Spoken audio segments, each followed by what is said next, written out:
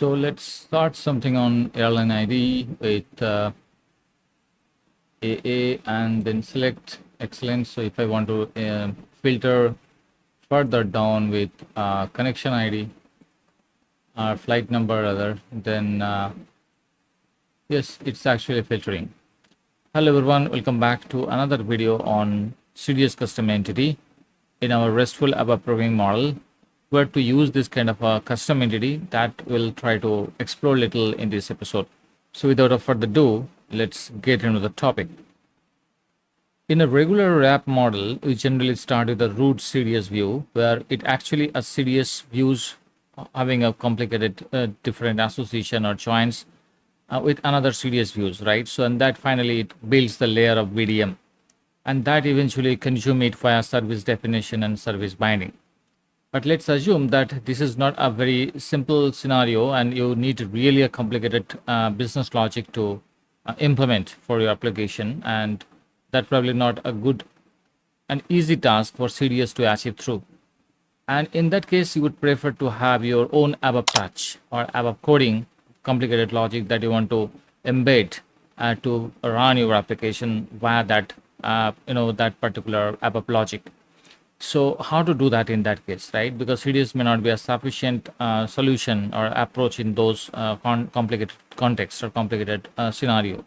So this kind of situation, custom entity is the savior, because that custom entity can be replenished or filled with your ABAP complicated some class or certain function models.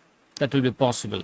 And because it may happen in your existing SAP shop, you already have those kind of a custom model already built, and it's running a very robust way years long, right? So instead of recreating everything from scratch, you probably would prefer to use the same model to get your job done.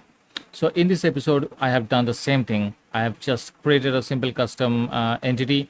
In our case, the application is too much simplified, but that's okay. You will learn the concept. So let's understand how to start creating a custom entity first, and how to fill that custom entity with a ABAP logic. In a regular way, as we create the CDS view, similar way, I have created this custom entity. As you can see, define custom entity, and this is our custom entity called gcust entity example. And I have just added a couple of keys and other fields.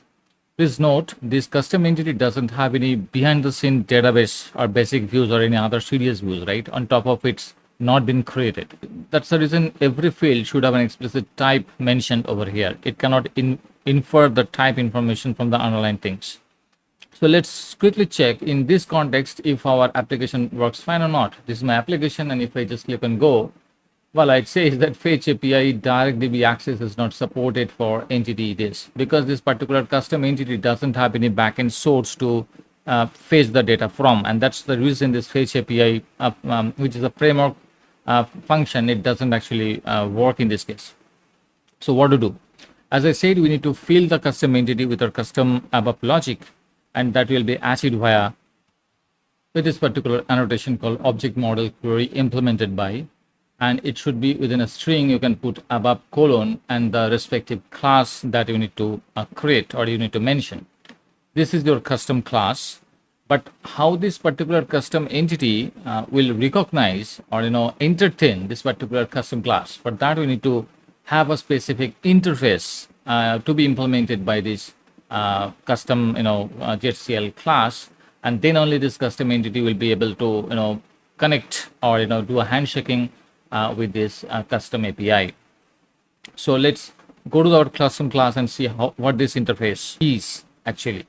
So here is our custom class called JCL flight details, and it has to implement this particular interface called if wrap query provider. And this interface will have a default method called select, with having certain input parameters that need to be used to access the different input properties, criteria, etc. That we'll see shortly. Now this is the class that we need to create, and that should be mapped with our custom entity. And now we can have both activated, and we'll see, by the way, the class seems already activated, so we can now activate our custom entity, and custom entity is activated. But obviously, we have to write the business logic to field that custom entity. As we are responsible to field our custom entity, so we need to actually write all the different capabilities that we generally see in our OData service query, like $chop, $skip, right? And also the filter that we'll be using to filter down with a connection ID or carrier ID in our example. So that we need to create a clause or where clause that will be used later on to select the data from the flight table. And you can see I'm using this clause over here. Okay, it basically not a table. Ideally it should be some sort of a string. Okay, all right, so this is my where clause, and that will be get from the filter condition, and it will create a simple SQL string that we can pretty easily use over here to query the database. But make sure we have to have this, is data requested, this kind of validations we put. Otherwise, it can end up with runtime error certain cases if it is not properly, requested, something like that. And after we get all those values, just make sure that we need to fill the number of records that being fetched. Because see, when I'll apply from the Fury application, right? And that time by default, SAP will make a query in such a way that it will ask for the total number of records being fetched. So if we don't actually entertain those kind of a logic, then it will not be working. It will give certain runtime error. So make sure as per the query it comes, you need to fill this condition, which is nothing, just to show how many records the database query or things actually being sent to. All right. And also after you fetch the data, definitely you need to fill back or, populate back the exact table of type my custom entity, right?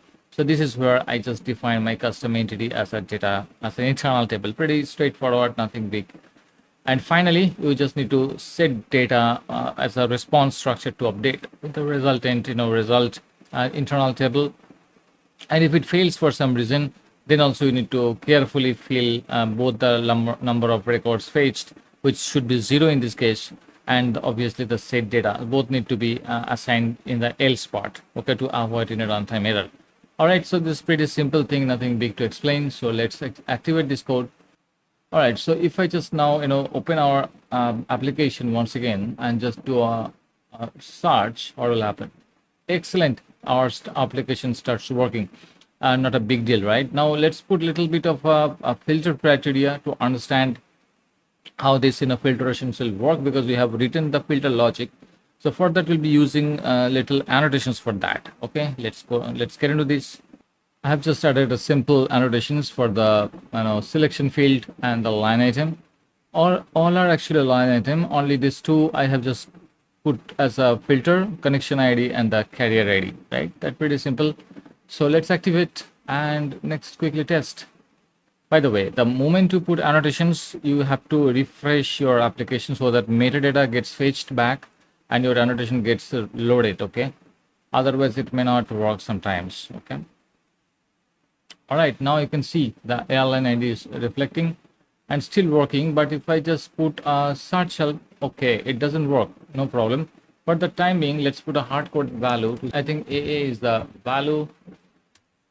You can put a connection ID like this and run. Excellent. So the filter is actually working. Only last pending thing is the value help. Let's add that also and close this video. All right, now I have added the value help definition annotations also. I have actually another CDS view created separately, and that CDS view I'm using to fill the carrier ID and connection ID as a search help. And for that, just I have used this consumption value help definition. So let's activate and quickly test. Yeah, object is activated, and now we'll go back and refresh. So our application is up and running. Let's do a search help. Excellent. Now it is showing the value help. Let's select the airline ID and select the flight number. But the flight number, it's showing everything, all actually flight number for all kind of an airline ID.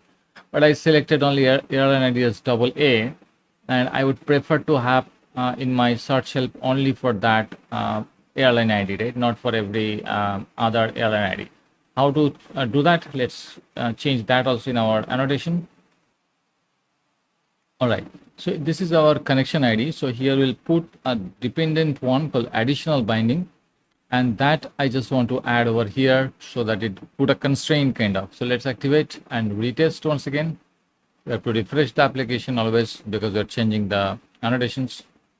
All right, application is back. Let's search for AA and then flight number. Now perfect, it is actually by default filtered by day. So let's put something called 322. I don't know how many records we'll find. So let's click on go. Boom, we have the data. Thanks for watching and see you all in the next video. Till then, goodbye.